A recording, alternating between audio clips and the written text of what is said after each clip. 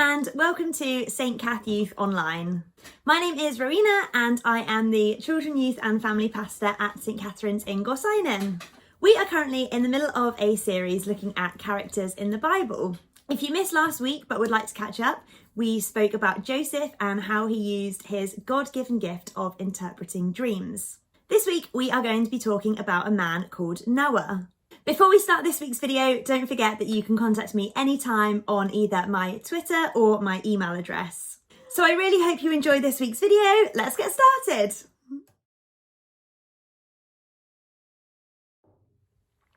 As I mentioned earlier, this week we are talking about a man named Noah.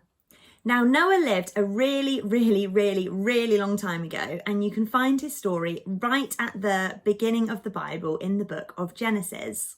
Before we hear about Noah's story, I would like you to try and think about people that you have trusted and why you trust them. So, for example, when I was 14, I had to have surgery on my eye, and I had to trust the doctors that they would know what they were doing with the surgery, and that when they put me under anaesthetic, they would know how long to keep me under for and when to wake me up again, and just that the whole operation would go smoothly and there'd be no complications, which thankfully there weren't, and the operation was all fine. But it did require a lot of trust on my part that they knew 100% what they were doing. We trust a lot of different people in our lives. Some people we trust with really big things, and some people we trust with really little things. But I wonder how we decide who we can trust and who we can't trust. Now, I want you to think, if you could do absolutely anything, what would you do and why? Like, what would it be and why would you want to do that? So maybe you want to become a really famous sports person, or you want to invent something, or you've got like a career dream, like becoming a vet or something like that. Now, how likely do you think it is that you will be able to do that thing?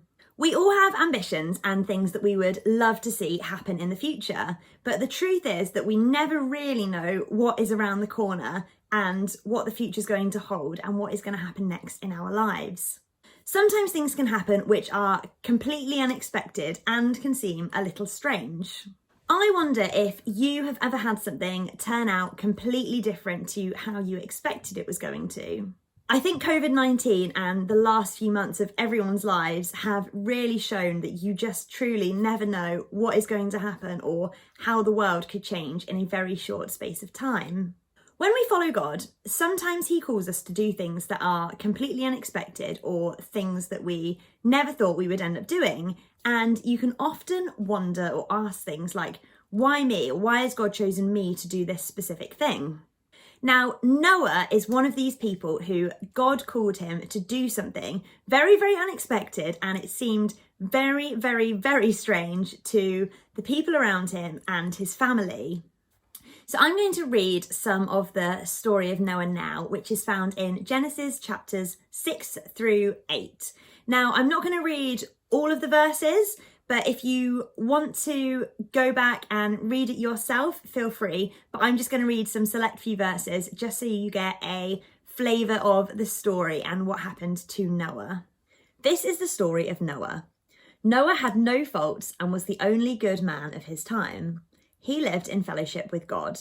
But everyone else was evil in God's sight, and violence had spread everywhere. God looked at the world and saw that it was evil, for the people were all living evil lives. God said to Noah, I have decided to put an end to all people. I will destroy them completely because the world is full of their violent deeds. Build a boat for yourself out of good timber. Make rooms in it and cover it with tar inside and out.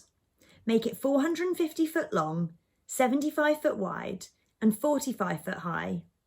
Make a roof for the boat and leave a space of 18 inches between the roof and the sides. Build it with 3 decks and put a door in the side. I am going to send a flood on the earth to destroy every living being. Everything on the earth will die, but I will make a covenant with you. Go into the boat with your wife, your sons, and their wives. Take into the boat with you a male and a female of every kind of animal and of every kind of bird in order to keep them alive. Take along all kinds of food for you and for them. Noah did everything that God commanded. 7 days from now, I am going to send rain that will fall for 40 days and nights in order to destroy all the living beings that I have made." And Noah did everything that the Lord commanded. Noah was 600 years old when the flood came on the earth. He and his wife and his sons and their wives went into the boat to escape the flood. A male and a female of every kind of animal and bird went into the boat with Noah, as God had commanded. 7 days later, the flood came. On that same day, Noah and his wife went into the boat with their 3 sons and their wives. With them went every kind of animal, domestic and wild, large and small, and every kind of bird. A male and a female of each kind of living being went into the boat with Noah, as God had commanded, and God shut the door behind Noah. The flood continued for 40 days, and the water became deep enough for the boat to float. It became so deep that it covered the highest mountains. It went on rising until it was about 25 feet above the top of the mountains. Every living being on the earth died, every bird, every animal, and every person. The only ones left were Noah and those who were with him in the boat. The water did not start going down for 150 days. God had not forgotten Noah and all the animals with him in the boat. He caused a wind to blow, and the water started going down. The outlets of the water beneath the earth and the floodgates of the sky were closed. The rain stopped, and the water gradually went down for 150 days. The water kept going down, and on the first day of the 10th month, the tops of the mountains appeared. After 40 days, Noah opened a window and sent out a raven. It didn't come back, but kept flying around until the water was completely gone. Meanwhile, Noah sent out a dove to see if the water had gone down, but since the water still covered the land, the dove did not find a place to land. It flew back to the boat, and Noah reached out and took it in. He waited another 7 days and sent out the dove again. It returned to him in the evening with a fresh olive leaf in its beak, so Noah knew that the water had begun to go down. Then he waited another 7 days and sent out the dove once more. This time it did not come back. When Noah was 601 years old, on the first day of the first month, the water was gone. Noah removed the covering of the boat, looked around and saw that the ground was getting dry. By the 27th day of the second month, the earth was completely dry. God said to Noah, "Go out of the boat with your wife, your sons and their wives. Take all the birds and animals with you, so that they may reproduce and spread over all the earth." So Noah went out of the boat with his wife, his sons and their wives. All of the animals and birds went out of the boat in groups of their own kind. Now I wonder why God decided to send a flood to the earth, and why he decided that Noah was the man for the job of building the ark and rescuing all of the animals. Imagine if you were Noah's next door neighbour and you saw him constructing this huge boat. I wonder if you would say anything to him, or if you would just think that maybe he was going a little bit crazy. In the Bible, we read that Noah was 600 years old, which even for Genesis Bible standards is very, very old for someone to be. The events that Noah and his family would have had to have gone through would have been very, very physically tough. Having to construct the boat to begin with, bearing in mind they didn't have any machinery to help them like we do now, and then having to sail the boat and look after all of the animals whilst they were on board it. When God called Noah to build the ark, God knew that Noah was the right man for the job, even if perhaps he didn't look like it to his neighbours or to other people from the outside. A lot of the time when God calls a person to do something, he doesn't call the person that we think is going to be best for the job, but the person that God wants for the job and that God knows is going to be the best fit for that particular job or purpose.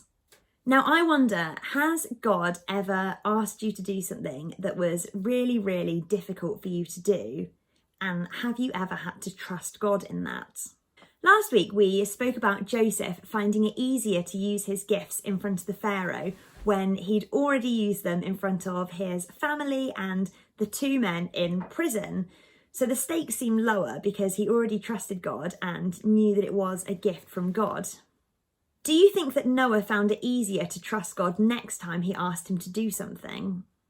Now, I wonder if you feel that God is someone that you can trust, and whether it gets easier to trust God the more times you have to do it. I know in my life, I definitely find that that has been the case. In Genesis chapter 6, verse 22, says that Noah did everything just as God commanded him.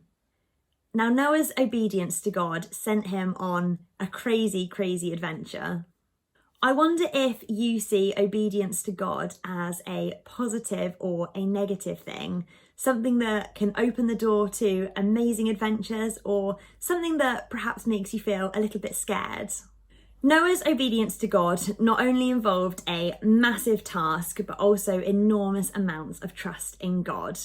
Now, I want to challenge you this week to think about, would you be prepared to do the same? If God called you to do something which seemed maybe a bit crazy to those people around you, or a bit wacky, and perhaps you don't feel like you're the right person for the job, but you know that God is calling you, would you trust him, and would you step out in obedience to him? The whole Bible is full of stories of people who trusted God even when it seemed a bit crazy and it seemed like they were unlikely people. But God absolutely loves using unlikely people to do extraordinary things through him. So just like Noah did, I just want to encourage you again this week to trust God if he is speaking to you, or giving you something to do, to trust that God gives us dreams, God gives us amazing ideas, and to trust that God will always be with you and he will always see them through to completion. So I hope this video has encouraged you this week. As I say, if you want to go and read more of Noah's story, it's in Genesis 6 through to 8, and I will see you guys next week. Bye!